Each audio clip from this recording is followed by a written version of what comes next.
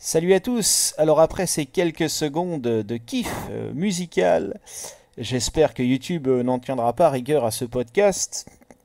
J'avais très envie de vous parler de cette série de Netflix qui sort du lot, euh, tant par son succès mérité d'ailleurs que par ses acteurs et par son ambiance générale. Alors le but de ce podcast, c'est pas du tout de vous parler de la quatrième saison, du moins de la première partie de la quatrième saison, parce que ça se fera en deux parties, ils sont malins là-dessus. Euh, de vous parler en gros du scénario. Le but c'est de vous parler de l'ambiance générale de la série, de pourquoi, si vous ne connaissez pas et si vous habitez la planète Mars, il faut vous y mettre. Et il faut absolument regarder ça et re-regarder ça pour comprendre même des subtilités qu'on saisit peut-être pas forcément tout de suite. Et je vais vous expliquer pourquoi moi en tout cas ça m'a touché. D'abord, ça s'adresse clairement à un public de 30 quarantenaires, et plus largement d'ailleurs, puisque ça reproduit vraiment, dans le moindre décor et dans le moindre détail, l'ambiance des années 80-90, jusqu'à des scènes où on les voit au cinéma en train de regarder les retours vers le futur et des grands classiques qui ont marqué mon époque. Mais ça, c'est pour le décor, mais ça crée une ambiance. Et il y a un très très bon alliage et un très très bon cocktail entre l'humour et la complicité qu'il peut y avoir entre les différents jeunes acteurs, puisque la série a commencé en 2016, et évidemment maintenant ils ont grandi, mais sans parler du scénario de la quatrième saison, honnêtement les acteurs tiennent très très bien leur rôle encore, et ils sont tout à fait crédibles, bien qu'ayant grandi, ils ont gardé la même complicité, et franchement ça fait vraiment plaisir à voir, et ça serait un peu une espèce d'ambiance Goonies, mais en plus thriller, en plus angoissant, mais sans oublier une part de comédie, une part d'humour et d'autodérision aussi. Et puis il y a plein de petits accessoires comme ça, comme les Talkie-Walkie dans les premières saisons, qu'on retrouve de façon régulière. Voilà.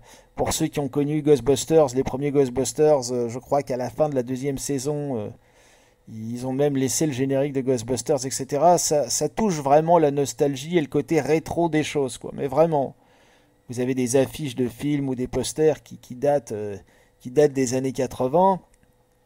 Et le parti pris de la série est en fait un cocktail réussi.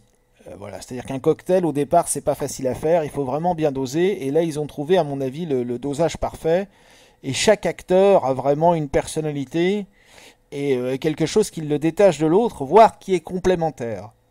Voilà. Et puis on sent bien aussi qu'il y a quand même des adultes pour recadrer un petit peu les choses, avec des failles de grandes personnes parfois. C'est-à-dire que les enfants ont parfois une vision plus imaginative qui peuvent, euh, qui peuvent porter les adultes à aller dans la bonne direction, un peu comme un crapaud fou qui décide de changer de chemin. Il faut s'ouvrir un peu à l'imagination pour avancer dans la série. Mais une fois qu'on accepte le principe de la science-fiction, on est complètement plongé dedans. Alors, évidemment, il y a 11 qui est un personnage central, mais ils sont tous importants en fait dans cette série. À part que 11 c'est la clé, on sent que c'est vraiment quelque chose qui va s'imposer au fil du temps et au fil des saisons. Mais pour moi, c'est un succès amplement mérité.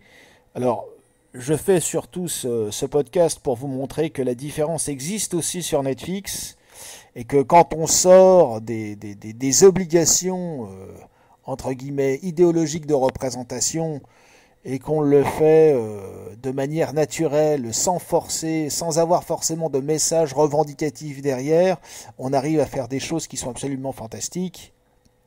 Voilà, ça sert à rien de forcer les traits et sur les séries Netflix. Alors on fera, moi personnellement je ferai en débat une vidéo plus importante et plus longue sur l'idéologie Netflix et sur ses dérives, selon moi évidemment, hein, je ne suis là que pour donner un avis, mais là c'est vraiment un podcast dithyrambique sur une série qui est déjà mondialement reconnue et connue, hein, puisqu'encore une fois, c'est le meilleur démarrage de l'histoire de Netflix depuis que Netflix est né. Alors, là, spécifiquement, Stranger Things. Donc la quatrième saison, là, ils ont fait que la première partie. Vous aurez la deuxième partie de la saison en début juillet. Alors ça, c'est commercial, hein, c'est qu'ils ont tourné évidemment, mais ils espacent ça sur plusieurs semaines, voire plusieurs mois pour garder l'abonné. Ce qui est logique, on va pas leur en faire le reproche là-dessus. Mais il y a d'autres mini-séries qui sont encore disponibles sur Netflix, qui n'ont rien à voir, comme Le Serpent par exemple, basé sur des faits réels.